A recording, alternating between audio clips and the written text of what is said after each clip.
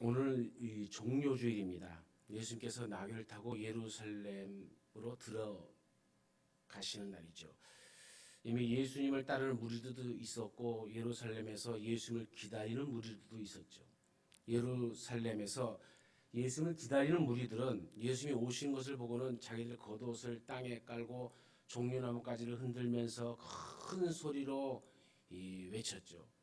이 무리들이 겉옷을 길에 편 것은 예수님을 왕으로 영접한다는 뜻이고, 또 승리를 상징하는 종려나무가지를 손에 들고 흔드는 것도 왕을 영접하는 의식 중에 하나입니다. 무리들은 종려나무 가지를 흔들며 예수님을 향해서 이렇게 외쳤다고 성경은 얘기합니다. 호산나 다윗의 자손이여 찬송하리로다. 주의 이름으로 오시는 이여 가장 높은 곳에서 호산나.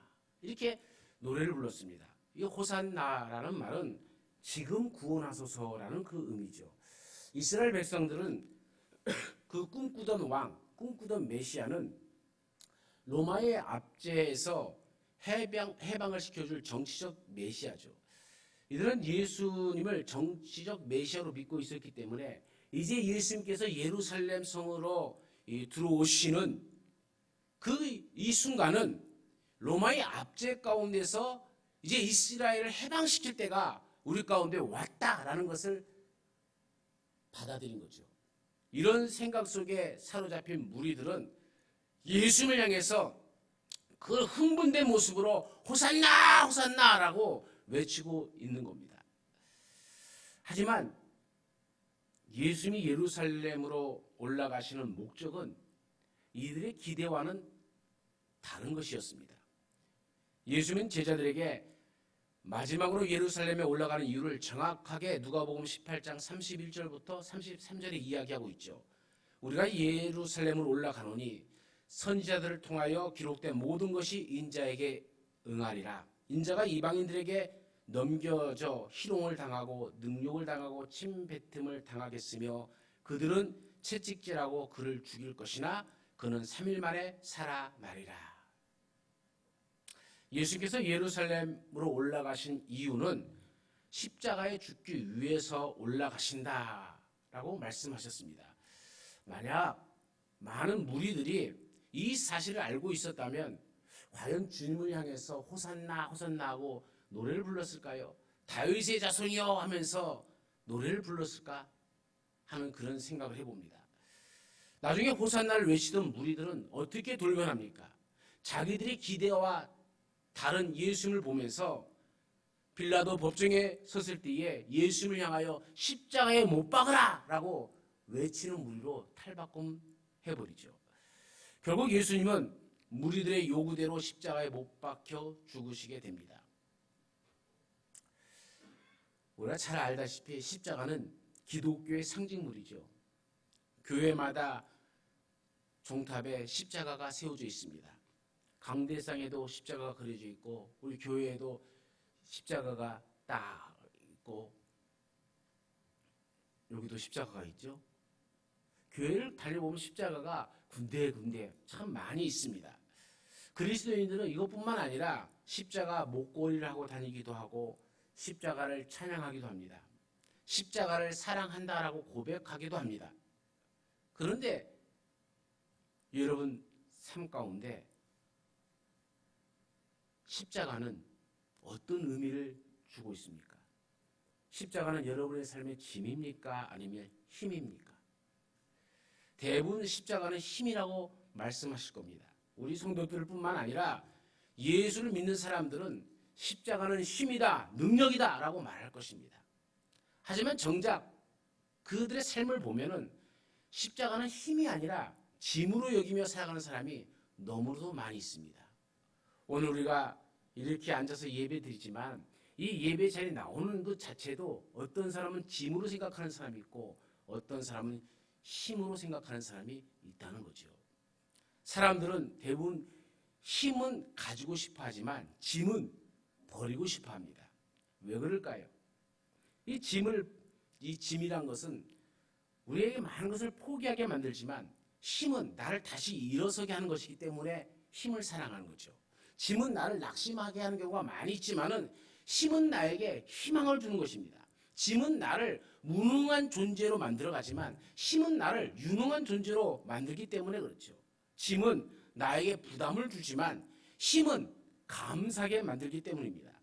그런데요, 이것은 어디까지나 우리의 생각이고 하나님의 생각은 좀 다릅니다. 하나님께서 우리에게 짐을 주시는 것은 그 짐 뒤에 있는 놀라운 힘을 주시기 위함이거든요. 곧 우리가 짐이라고 생각하는 것이 힘이라는 것입니다. 우리가 삶을 살다 보면 걸림돌을 만날 때가 있고 디딤돌을 만날 때가 있어요. 우리의 눈에는 걸림돌과 디딤돌은 다른 것입니다. 하지만 실제로 걸림돌이나 디딤돌은 같은 돌입니다. 내가 걸림돌로 바라보면 걸림돌이 되어지고 디딤돌로 바라보면 디딤돌로 되어지는 것이죠. 우리가 인생을 살면서 걸림돌로 여겼던 것이 디딤돌이 되는 경우를 경험하지 않았습니까? 제가 축구를 좋아해서 축구 하는 것을 보면은 참 재미있는 광경들이 많이 나와요. 분명히 상대방이 반칙을 해갖고 콱 하고 넘어졌어요. 페널티킥 안에서 라인 안에서 넘어졌기 때문에 페널티 한다고 넘어져갖고 심판 제발 불어주세요라고 넘어져 있는 거예요. 분명히 그건 걸림돌이 돼서 걸렸습니다. 근데 희한한 일이 벌어져요. 심판이 경기를 그냥 진행합니다. 그런데 우리 팬이 다시 공을 펑 쳤는데 넘어져 있는 사람 머리를 턱 맞고 공이 들어가 버려요. 그게 참 웃기죠. 그 모습 보면서 웃기는데 웃으면서 한편을 생각하기에는 분명히 상대방의 반칙에서 걸림돌 때문에 넘어졌어요. 그리고 왜 안 보냐고 원망하고 있는데 희한하게도 나는 머리를 맞고 골을 들어갔고 능골이 되어버린 거죠. 우리나라 경기에도 그런 경우가 있죠. 이동국 선수인가요? 뭐 골을 못 넣어갖고 뛰고 오는데 골키퍼가 공을 탕 쳤는데 가는 뒤통수 탁 막 슉 하고 골이 내버렸어요. 희한한 일이 벌어집니다.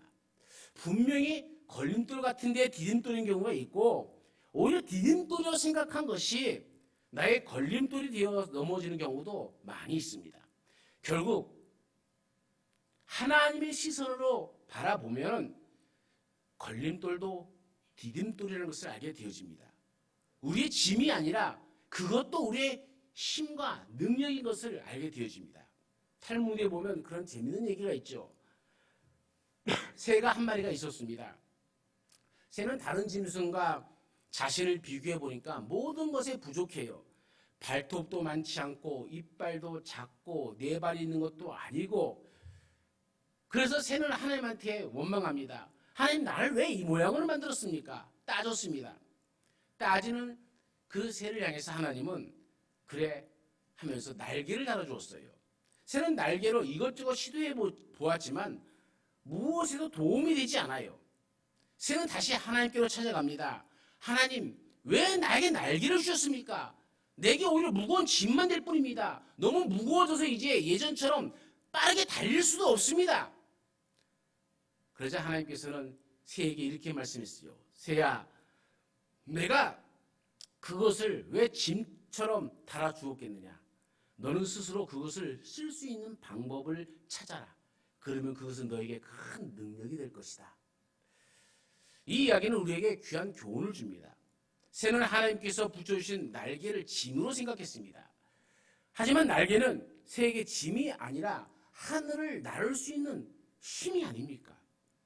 하나님이 새에게만 준 능력 아닙니까? 우리도 새처럼 생각하며 살아갈 때가 얼마나 많은지 모릅니다. 짐이 하나님께서 주신 힘인데 그것을 깨닫지 못한 채 살아갈 때가 많아요. 부모라는 짐, 자식이라는 짐, 직분이라는 짐, 또 일이라는 짐, 공부하는 이 짐, 그 외에 우리가 져야 할 짐은 우리가 살아갈 이유가 되어지기도 합니다. 힘이 되어지기도 한다는 얘기죠. 특히 십자가는 우리의 짐이 아니라 우리의 힘인 줄로 믿습니다.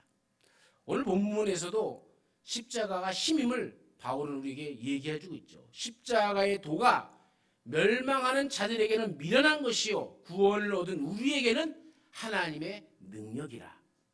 바울은 멸망하는 자들에게는 십자가는 미련하게 보인다는 것, 짐처럼 보이지만 구원을 받은 백성에게는 그것은 하나님의 힘이고 하나님의 능력이 되어진다고 우리에게 이야기해주고 있는 겁니다. 예수님의 십자가를 지실 때 많은 사람들이 예수님께서 달리신 십자가 밑에서 예수님을 조롱하였죠. 하나님의 아들이거든 자기를 구원하고 십자가에서 당장 내려와 봐라! 조롱합니다. 그러면 믿겠다는 것이죠. 남은 구원하지만 자기는 구원할 수 없는 자라고 희롱도 합니다.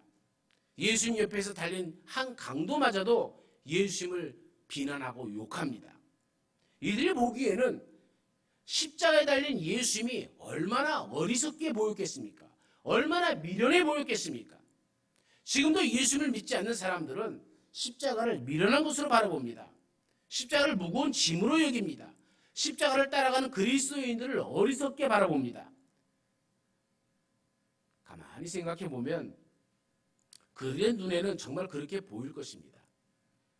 자기들은 주말이면 산으로 들로 놀러 다니는데 그리스도인들은 교회 간다고 놀러 가지도 않습니다.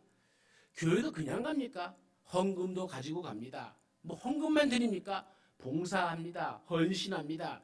그들의 보기에는 한마디로 손해보는 장사를 하는 것처럼 보이죠. 이렇게 손해보는 장사를 하는 그리스도인들이 그들의 눈에는 당연히 어리석게 보일 것입니다.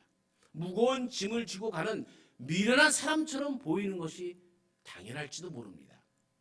코로나19로 어려운 가운데 있지만 예배를 드리고자 하는 그리스도인들을 바라볼 때 그들은 이해를 못하는 것이죠. 하지만 그리스도인들은 미련한 자도 어리석은 자도 아닙니다. 그리스도인에게는 십자가는 짐이 아니라 힘이요 능력인 줄로 믿습니다. 그런데 여러분, 십자가가 우리의 짐이 아니라 힘인 이유가 무엇입니까? 로마의 키케로라고 하는 학자는 이렇게 얘기합니다. 당시 십자가형은 가장 잔인하고 소름 끼치게 하는 사형 방법이었다라고 말하죠. 예수님께서 이 가장 극악한 십자가에 못 박힌 것을 보시면 우리가 잘못 그려지는 것들이 참 많다는 생각돼요. 우리가 예수님이 십자가에 달린 모습 있죠? 그림이라든지 또 많이 있어요. 그런데 옷을 팬티를 거친 것으로 이렇게 되어 있지만은 실제로 주님은 발가벗긴 채로 십자가에 돌아가셨습니다. 몸에 실오라기 하나도 걸치지 않는 모습입니다. 그래서 십자가는 부끄러움이죠. 사람의 인격을 완전히 죽여버리는 겁니다. 그게 십자가의 형틀입니다. 십자가형은 사형수들을 가장 잔인하게 매달음으로써 인간적인 수치심과 조소의 대상이 되게 하는 겁니다. 육체적인 고통을 가장 오랫동안 느끼면서 죽는 이 아니라 죽어가는 그런 형벌이죠. 십자가에 달린 사형수는 몸이 지치면서 근육 경련과 호흡 곤란으로 결국 질식사를 하게 되어지는 거죠. 신명기 21장 23절에서는 이렇게 얘기합니다. 나무에 달린 자는 하나님께 저주를 받은 자다. 이런 의미에서 생각해 보면 십자가는 힘이 아니라 짐이죠. 십자가는 저주의 상징입니다. 인간을 가장 고통스럽게 죽이는 십자가가 어떻게 우리의 힘이 되겠습니까? 그런데 말입니다. 그 십자가에 주님이 달라 돌아가셨기 때문에 십자가는 더 이상 짐과 저주의 상징이 아니라 우리의 힘과 우리의 소망의 상징으로 바뀌어집니다. 주님의 십자가의 죽음을 통해 우리가 구원을 받았기에 우리는 그 십자가를 힘과 능력이라고 고백할 수 있는 겁니다. 십자가에 하나님의 사랑이, 하나님의 눈물이 있기 때문에 우리의 힘이 되어지고 십자가는 하나님의 사랑이 되어지는 것이죠. 우리가 십자가에 죽어야 하는데 주님께서 우리와 자리를 바꾸셨습니다. 내 대신 죽으셨습니다. 그렇기 때문에 십자가에는 감동이 있는 겁니다. 주님의 죽음을 대속의 죽음이라 얘기하죠. 대속이란 주님께서 나의 죄값과 나의 형벌을 대신 담당해 주신 것을 의미합니다. 곧 내가 지은 죄의 대가로 내가 십자가에 못 박혀 죽어야 되는데 주님께서 나 대신 십자가에서 죄값을 담당하시고 죽으셨다는 얘기입니다. 야고보서 1장 15절에 이렇게 말씀합니다. 욕심이 잉태한 즉 죄를 낳고 죄가 장성한 즉 사망을 낳느니라. 우리가 죄를 짓는 것은 욕심 때문이고 또 그 죄로 말미암아 죽음이 왔다는 겁니다. 결국 죄를 지은 사람은 죽게 되어지고 지옥의 영원한 형벌을 받아야만 합니다. 그런데 예수님께서 우리의 모든 죄를 담당하시고 친히 십자가에 달려 죽으셨습니다. 그리고 예수를 믿는 사람은 누구든지 이제 죄 용서함을 받고 천국 백성이 되는 축복을 누리게 하셨습니다. 그러니 십자가는 우리의 힘이요 우리의 능력이 되어집니다. 이 사실을 정말 우리가 믿는다면, 십자가가 우리의 힘이라면, 그러면 이제 우리는 어떻게 살아가야 됩니까? 첫 번째는 십자가의 사랑과 은혜에 감사하며 살아가야 됩니다. 우리가 살아가는 삶은 모든 것이 관계 속에서 살아가게 되어지죠. 사람은 이 땅에 태어나 부모와의 관계를 시작으로 죽을 때까지 그 관계를 맺으면서 살아갑니다. 관계 맺기 위해서 제일 중요한 것이 무엇입니까? 신뢰죠. 신뢰가 깨어지면 관계도 다 깨어집니다. 사람들이 상거래를 할 때에 서로 간의 신뢰를 위해서 꼭 받는 것이 있습니다. 영수증이죠. 영수증은 믿음이요, 영수증은 확증입니다. 누군가 물건을 사고 돈을 지불했느냐고 물을 때에 어떤 말이 필요 없이 영수증만 보여주면 됩니다. 영수증은 얇은 종이 쪽지에 불과하지만은 필요할 때는 엄청난 가치를 가지게 되어진 것이죠. 문제 해결의 실마리가 되어집니다. 이스라엘 백성들은 하나님께서 자신들에게 관심이 없다고 우길 때가 있었습니다. 사랑하지 않는다고, 하나님이 언제 우리를 사랑하셨습니까? 하고 으름장을 놓을 때가 있었습니다. 이런 일은 이스라엘 백성들뿐만 아니라 현재를 살아가는 그리스도인들의 가운데도 나타납니다. 이런 사람들을 향해서 바울은 이렇게 얘기합니다. 우리가 아직 죄인 되었을 때에 그리스도께서 우리를 위하여 죽으심으로 하나님께서 우리에 대한 자기의 사랑을 확증하셨느니라. 예수님께서 십자가에 죽으신 것은 우리를 향한 하나님의 사랑의 확증이다, 이렇게 얘기합니다. 이런 예수의 십자가가 우리를 향한 하나님의 영수증이라는 말씀이죠. 십자가가 믿지 않는 사람들에게 미련하게 보이지만 하나님의 자녀인 우리에게는 하나님께서 얼마나 사랑하시는지 확실한 영수증 같은 것이라는 겁니다. 로마서 5장에 보면 우리가 어떤 형편에 있을 때에 예수님이 우리를 대신해서 죽으셨는지를 바울은 4가지 우리의 형편에 대해서 얘기하죠. 그 첫 번째가 우리가 아직 연약할 때에 우리를 위해서 죽으셨다라고 얘기합니다. 우리는 연약해서 내 스스로 어떻게 할 수 없는 자리에 있을 때에 예수님께서 우리를 위해 죽으셨다는 말입니다. 두 번째는 우리가 경건하지 않을 때에 우리를 위해 죽으셨다고 얘기합니다. 거룩하지도 못하고 경건하지도 않는 우리를 위해서 예수님이 죽으셨다, 그 말입니다. 세 번째는 우리가 죄인 되었을 때에 우리를 위해 죽으셨다고 얘기합니다. 의를 위하여 죽는 자가 쉽지 않습니다. 선한 사람을 위하여 용감하게 죽는 사람이 혹 있을 수는 있습니다. 그러나 예수님께서는 우리가 죄인 되었을 때에 이 죄로 말미암아 죽을 수밖에 없는 나를 위해서 친히 죽으셨다라고 얘기하는 겁니다. 그리고 네 번째는 우리가 원수가 되었을 때에 우리를 위해 죽으셨다라고 얘기합니다. 우리가 하나님과 원수가 되어 하나님과 등을 돌리고 있을 때에 예수님이 죽으심으로 하나님과 우리를 화목하게 하셨다라고 얘기하죠. 여러분, 이게 가능한 일일까요? 연약한 사람, 경건하지 않는 사람, 죄를 지은 죄인과 나와 원수된 사람을 위해서 죽는다는 것, 인간적으로 보면 이해도 안 되고 할 수도 없는 일입니다. 하지만 예수님께서는 십자가 위에서 나와 같은 죄를 위해 죽으셨다는 겁니다. 우리를 너무나 사랑하셔서 우리를 구원하시기 위해 죽으셨다는 겁니다. 우리가 감히 이해되지 않는 그 십자가의 사랑을 우리는 받은 자들입니다. 십자가의 은혜를 누리고 있는 하나님의 백성들 아닙니까?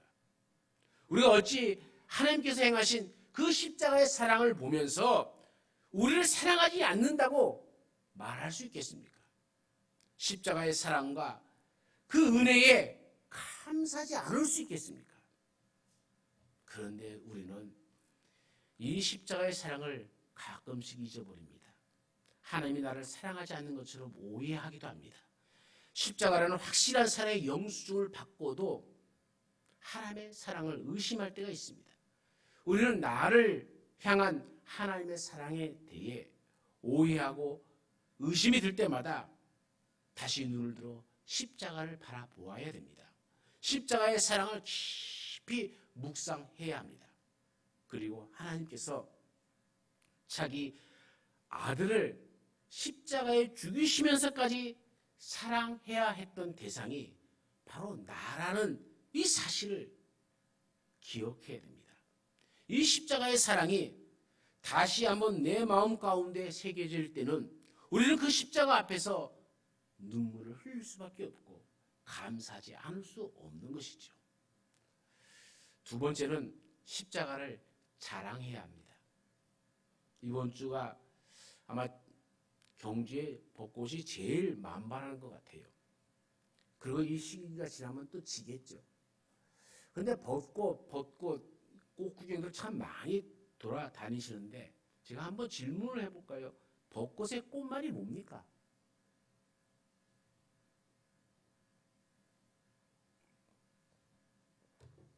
느닷없는 질문에 당황하는 모습들이 보이네요. 우리 실질적으로 벚꽃의 꽃말을 잘 몰라요. 이 벚꽃의 꽃말 가운데 여러 가지 뜻이 있습니다. 뭐 영적인 사랑이라는 뜻도 있고요, 정신적인 사랑이라는 뜻도 있고, 또 절세 미인이라는 뜻도 있어요. 이 벚꽃이 정말 절세 미인처럼 자신의 아름다움을 얼마나 자랑하는지 모릅니다. 이 경주만 조그맣게 다녀봐도 벚꽃들이 얼마나 아름답게 피는지, 보문단지 그 벚꽃들이 이렇게 하면 저녁에 불빛을 이렇게 희한하게 비춰놓으면요, 야, 이렇게 아름다울 수 있을까 할 정도로 아름다움에 흠뻑 젖죠. 그런데 벚꽃이 아무리 절세 미인이라 할지라도 시간이 지나면 그 아름다움도 다 떨어지고 맙니다. 야고보서 4장 16절에는 이렇게 말씀합니다. 이제도 너희가 허탄한 자랑을 하니 그러한 자랑은 다 악한 것이라. 여기서 말하는 허탄한 자랑은 무엇이겠습니까? 이 순간적인 겁니다. 세상의 것들을 말하는 것이죠. 세상의 것들은 우리가 죽을 때 가져갈 수 없는 거예요. 그래서 순간적이라는 것입니다. 우리가 자랑하는 것이 세상의 것들이라면 그것은 허탄한 것이다 라고 얘기하는 겁니다. 그런 자랑은 다 악한 것이다 라고 얘기합니다. 시편 97편 7절에는 뭐라고 얘기합니까? 조각한 신상을 섬기며 허무한 것으로 자랑하는 자는 다 수치를 당할 것이라. 시편 시인은 허무한 것으로 자랑하는 자는 수치를 당할 것이다 라고 얘기합니다. 그런데 사탄은 끊임없이 사람들을 미혹해서 허탄하고 허무한 것을 자랑하게 만듭니다. 심지어 거짓말까지 해가면서 그것들을 자랑하게 만듭니다. 어리석은 인간들은 그것이 악한 것인지도 모르고 사단의 미혹에 넘어가 자랑하며 살아갑니다. 세상의 것들, 자기가 가지고 있는 것들을 자랑하며 살아갑니다. 우리는 허탄하고 허무한 것을 자랑하는 어리석은 자가 아니라 영원한 것, 십자가를 자랑하며 살아가야 될 줄로 믿습니다. 바울은 자랑할 것이 너무나 많은 사람 아닙니까? 바울은 당시 최고의 학자인 가말리엘에서 수학한 사람이죠. 하지만 그는 예수 그리스도를 만난 이후에 완전히 변화되어서 주님을 전하는 사람이 되었습니다. 주님을 위해서 수많은 고난과 핍박을 받았습니다. 동족인 유대인들에게 40에서 하나 감한 매를 5번이나 맞았습니다. 3번이나 태장에 맞았습니다. 3번이나 배가 파손되었고 일주일 동안 깊은 바다 위에서 죽음의 위협을 느끼며 지낸 적도 있습니다. 복음을 전하여 수많은 위협을 당하고 주님을 위해 수고하고 애쓰고 여러 번 잠자지도 못하고 주님여 목말랐던 적도 많았습니다. 여러 번 굶고 춥고 헐벗었다고 바울은 고백합니다. 바울이 가지고 있는 이 학문과 지식은 충분히 바울이 자랑할 거리가 될 수 있습니다. 바울이 주님을 위해 당한 모든 고난은 얼마든지 자랑거리가 될 수 있습니다. 바울은 자랑거리가 너무나도 많았지만 그는 이렇게 고백합니다. 내게는 우리 주 예수 그리스도의 십자가 외에 결코 자랑할 것이 없으니 그리스도로 말미암아 세상이 나를 대하여 십자가에 못 박히고 내가 또한 세상에 대하여 그리하리라. 바울은 십자가 외에 결코 자랑할 것이 없다라고 고백하고 있습니다. 우리도 바울처럼 십자가만 자랑하고 살아야 됩니다. 세상의 것들을 자랑하며 사는 어리석은 사람이 아니라 십자가만 자랑하는 지혜로운 사람이 되어야 합니다. 십자가를 자랑한다는 것은 입으로만 자랑한다는 것을 말하는 것이 아닙니다. 십자가의 그 사랑을 나의 삶을 통해 드러내는 것을 의미합니다. 십자가에서 보여주신 그 하나님의 사랑, 주님의 사랑이 나의 삶을 통해서 흘러가게 하는 것입니다. 우리 모두가 이러한 삶을 사셔서 십자가가 여러분 삶 속에 짐이 아니라 여러분 삶 가운데 힘이요, 능력이요, 감사요, 하나님의 은총이 되어지길 간절히 축원합니다. 세 번째는 십자가를 지고 주님을 따라가야 됩니다. 예수님께서는 이렇게 말씀하셨습니다. 누구든지 나를 따라오려거든 자기를 부인하고 자기 십자가를 지고 나를 따를 것이니라. 예수는 우리에게 그냥 따라오라 말씀하지 않으셨습니다. 자기를 부인해야 된다. 내 생각들, 내 이성들, 내 감정들 다 부인하고 내게 준 나의 십자가를 지고 따라가야 되는 것이죠. 우리는 빈 몸이 아니라 우리가 지고 가야 할 십자가가 있습니다. 주님 가신 그 길을 나의 십자가를 지고 따라가야 되는 것이죠. 저는 여러분이 지고 가야 할 십자가가 무엇인지를 잘 모릅니다. 분명한 것은 그 십자가가 무엇이든 그것은 우리가 외면해야 될 것이 아니라 우리가 감당해야 하는 십자가라는 것입니다. 우리가 지고 가야 할 십자가라는 것이죠. 그 십자가가 우리의 눈으로 보기에는 짐인 것 같지만 우리는 그 십자가를 지고 가면서 그것이 우리의 힘이고 능력인 것을 알게 될 것입니다. 우리는 이제 고난주간을 보내게 되어집니다. 예전 같으면 우리가 고난주간을 보낼 때 특별 새벽 기도를 통해서 함께 예배하고 기도했을 텐데 코로나19로 인해서 그렇게 하지 못합니다. 참 목사로서 가슴 아픈 한 해를 또 보냅니다. 하지만 각자의 처소에서 이 고난주간을 어떻게 잘 보낼 수 있을지 고민하시고 잘 보내는 지혜를 얻기를 바랍니다. 무엇보다 주님의 십자가를 깊이 있게 묵상할 수 있기를 바랍니다. 십자가는 우리를 힘들게 하는 짐이 아니라 힘이다. 이것을 깨닫고 우리는 그 십자가의 사랑과 은혜에 늘 감사하며 살고 있는지, 십자가를 나는 자랑하고 살며 있는지, 내가 지고 갈 십자가를 나는 어떻게 하면 내려놓을 연구만 하고 있지는 않은지 다시 한번 깊이 생각하면서 십자가가 짐이 아니라 힘임을 믿고 최후 승리를 얻을 때까지 십자가 붙들고 승리하시는 우리의 삶이 되어지길 간절히 축원합니다. 우리 가운데 함께 하신 하나님, 주님 지신 십자가 나도 지오리다라는 고백이 우리의 삶 속에 있게 하여 주옵소서. 이 세상 자랑할 것이 얼마나 많이 있습니까? 그것으로 따진다면 바울만큼 자랑할 것 많은 사람이 없습니다. 주를 위해서 고난당하는 것, 그것도 자랑할 것이 얼마나 많이 있습니까? 그러나 바울은 고백합니다. 십자가 외에는 결코 자랑할 것이 없다. 나는 십자가만을 자랑할 것이다. 오늘 우리의 삶이 무엇을 행하며 어떤 일을 행하더라도 그 안에 주의 십자가를 바라보게 해주시고 그 십자가를 능히 져서 십자가가 짐이 아니라 우리의 힘이 되어지고 우리의 능력이 되어지는 큰 승리의 일들이 우리의 삶 가운데 나타나게 하여 주옵소서. 언제나 우리와 함께 하시는 예수님의 이름으로 기도드리옵나이다. 아멘.